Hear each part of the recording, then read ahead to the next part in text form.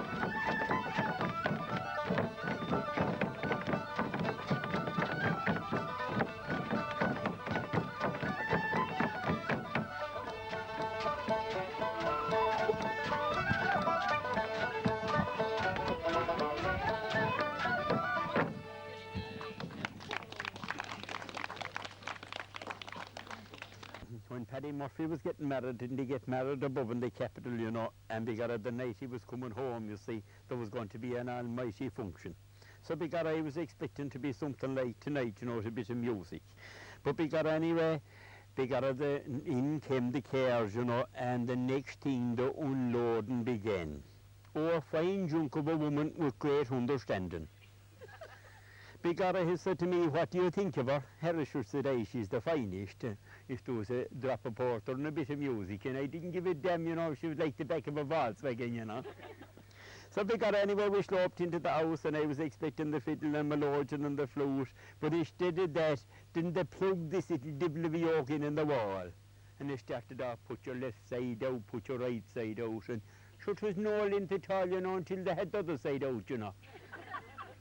And wasn't there this poor woman, God bless her, and didn't she start wagging her posterior? Well, the music was going helter-skelter, and her posterior was going helter-skelter, like the baiters of a thresher man alive. Only there was no chaff coming. So because anyway, the next thing, didn't the music stop, and the poor woman was still wagging her posterior. Well, I hated to see the poor woman making a show of herself, and I stopped up to her and I said, "Excuse me, ma'am, but you left your engine running." But because anyway, you know, that night passed off anyway, and because you see, there were no lint married at all until they started playing games. Aye, and one of their favourites was Puss in the Corner. Aye, Puss in the Corner. She used to hit him in the post and he'd lie in the corner.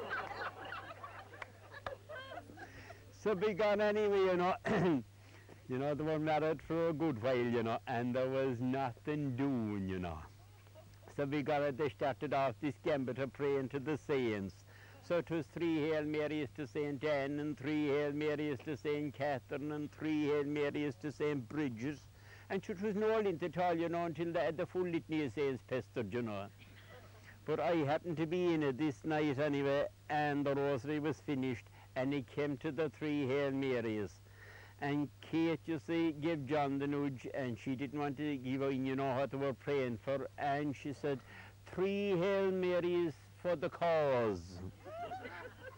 I was very nearly going to say 3 more for a lost cause. But anyway, you know, this night, didn't they say a silent prayer? And whatever they said, didn't it do the devilment, you know. So because this night, didn't Kate get bad, and poor old John didn't understand the situation. None the worse, of course, it's such a tricky situation, you know. And the doctor, you see, lived down a big long avenue, and poor old John anyway hit down from anywhere around 2 o'clock in the morning, and the doctor was half sick, and he woke him up. And the doctor said, "What's on you?" "It's the wife," said John. "Is she in, what's wrong with her?" said the doctor. "Oh, she's expecting," said John. "Oh, begorra," said the doctor. He said, "Do you think we should stick it out till morning?" "I was sure she could be all right," said John, sloping down the avenue again. And he was gone about 50 yards, and the doctor stuck his head out the top window again. He said, "Is she in labour?" "Not at all," said John. "Sure wasn't she in Fianna Fáil all her lifetime?" So I have to be passing home anyway, and didn't I see the doctor's buggy outside, so I said I'd slope in. And poor old John was there walking, pacing up and down the floor, and he all of a dither. And I sat down on the hob, and the next thing he sat down on the other hob, and the next thing out arrived the doctor with one under his arm. And the next thing out arrived the midwife with one under each arm. So poor old John wasn't worth tuppence, didn't know where he went wrong, you know. So we got after a while, didn't he pick up a bit of courage? And he sloped up to the room door and he stuck his head in. And Kate half straightened herself in the bed and she said, "Mother of God," she said, "will you tell me who did you pray to that night?" "Oh Lord," he said, "I prayed to the 3 wise men." And she said, "Wasn't it cursed lucky you didn't pray to the 12 apostles?" Thank you.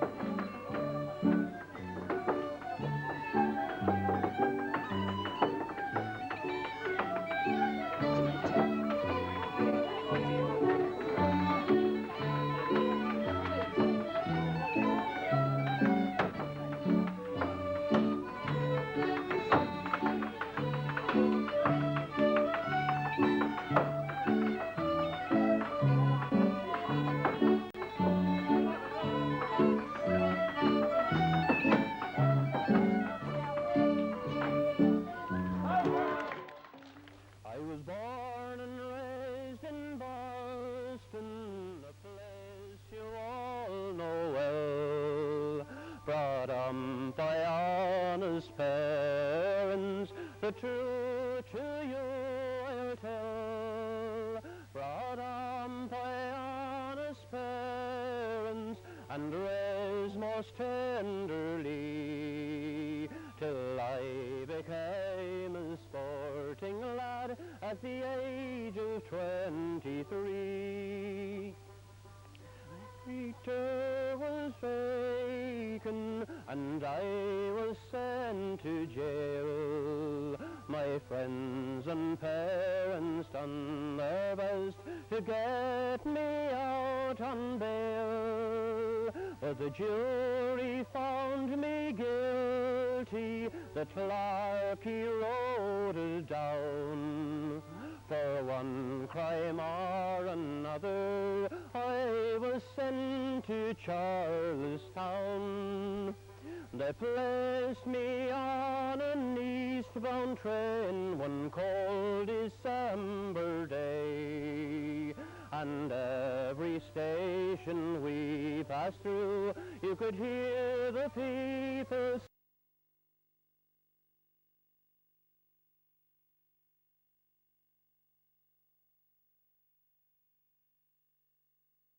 say, there goes the Boston burglar, in cold chains he is bound, for one crime or another.